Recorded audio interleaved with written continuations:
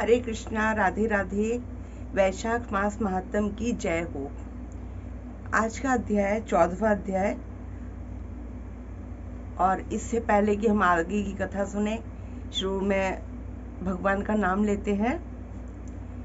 जय जय नारायण नारायण हरि हरि, भजमन नारायण नारायण हरि हरि।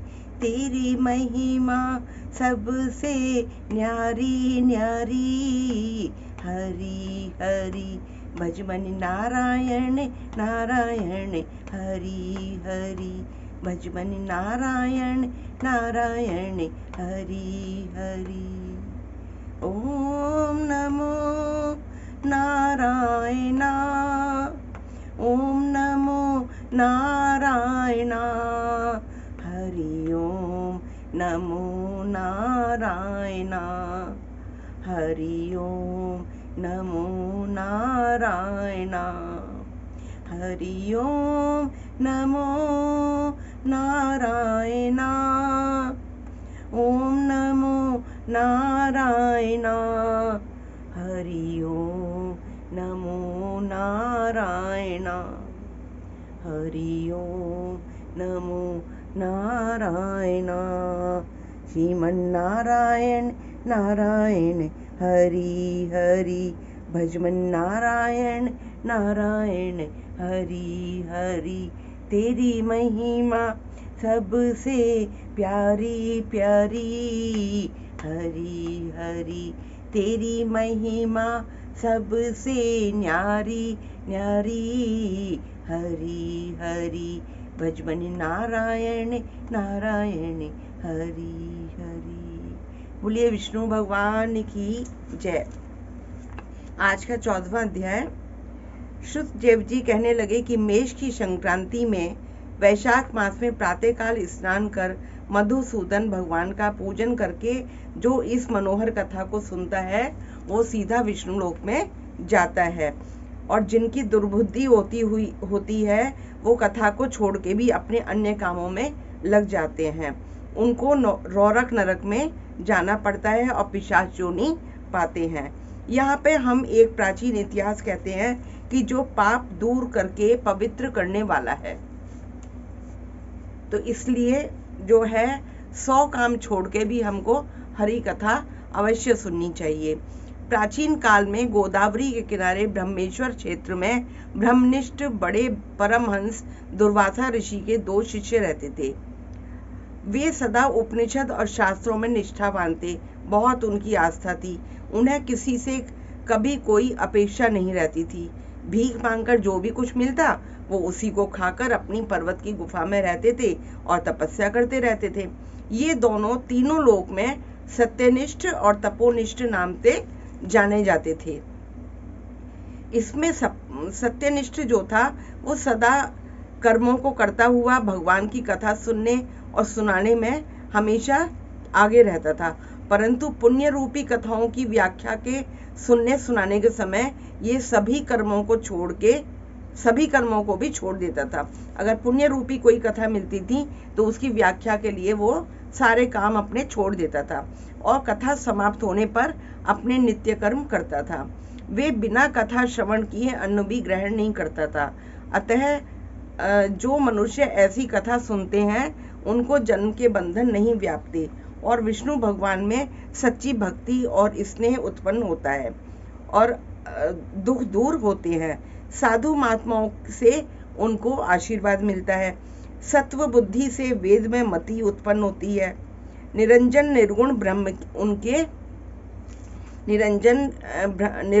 उनके हृदय में आकर विराजते हैं। परंतु जहाँ पर साधु महात्मा ना हो और तुलसी ना हो, विष्णु जी का मंदिर ना हो, काला मृग ना हो या कथा कहीं भी ना होती हो, तो वहाँ तो उस जगह को तो त्याग देना चाहिए।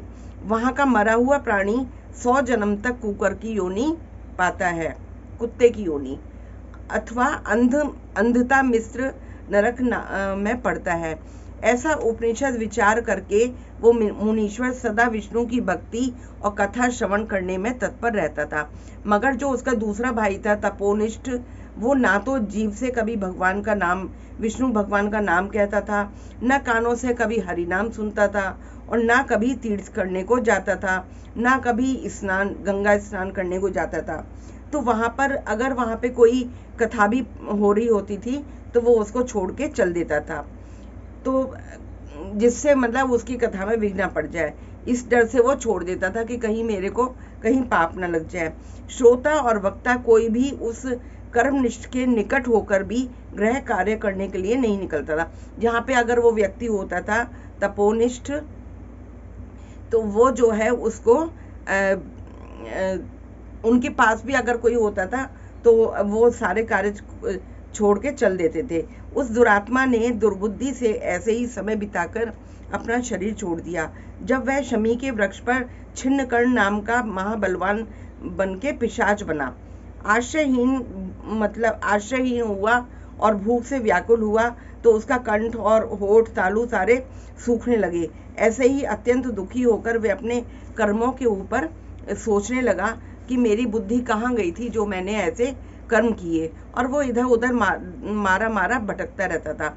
इस प्रकार 10 सहस्त्र वर्ष बीत गए, उसे अपना कोई भी रक्षक दिखाई नहीं दिया।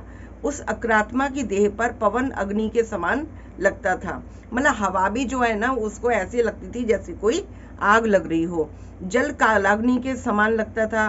पुष्प वगैरह जो है उसको जहर के समान मालूम होते थे। इस प्रकार वह सुनसान वन में साधु संग और कथा से रहित होकर स्थान में भटकता रहता था। कदाचित कभी भी मतलब उसको देव योग से सत्यनिष्ठ पैठीन सी पुरी से आया, कोई एक पैठीन सी पुरी है वहां से आया। मार्ग में उसने एक भूख से अत्यंत पीड़ित और अत्यंत दुखी छिन्नकर्ण नामक पिशाच को देखा।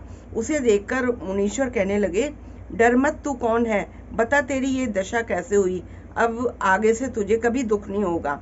सत्यनिष्ठ के ऐसे आश्वासन देने पर छिन्नकर्ण जो पिशाच बन गया था, तपोनिष्ठ जो छिन्नकर्ण नाम का पिशाच बन गया था, अति व्याकुल होके कहने लगा, हे प्रभु, मैं दुर्वासा का शिष्य तपोनिष्ठ नाम का यति हूँ।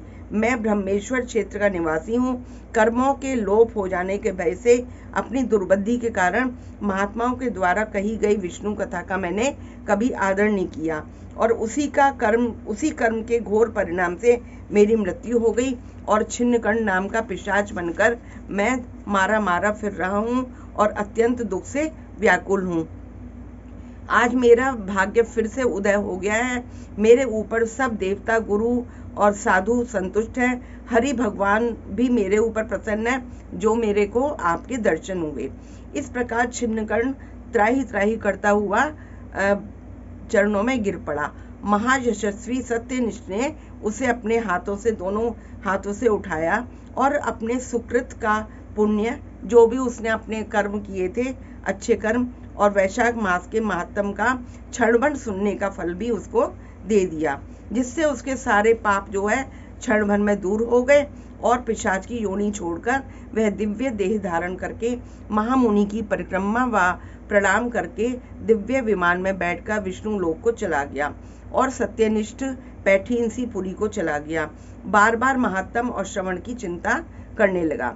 शुद्धदेव जी कहते हैं कि जहाँ पर शुभ देने वाली और सब लोगों का पाप दूर करने वाली विष्णु भगवान की कथा होती है, वहाँ सब तीर्थ और अनेक क्षेत्र आ जाते हैं तथा वहाँ के निवासियों को मुक्ति प्राप्त होती है, इसमें कोई संदेह नहीं है। इति 14वां अध्याय संपूर्ण। बोलिए भगवान कृष्ण की जय, बोलिए भगवान विष्णु की जय। जय जय श्री राधे, जय जय श्री राधे।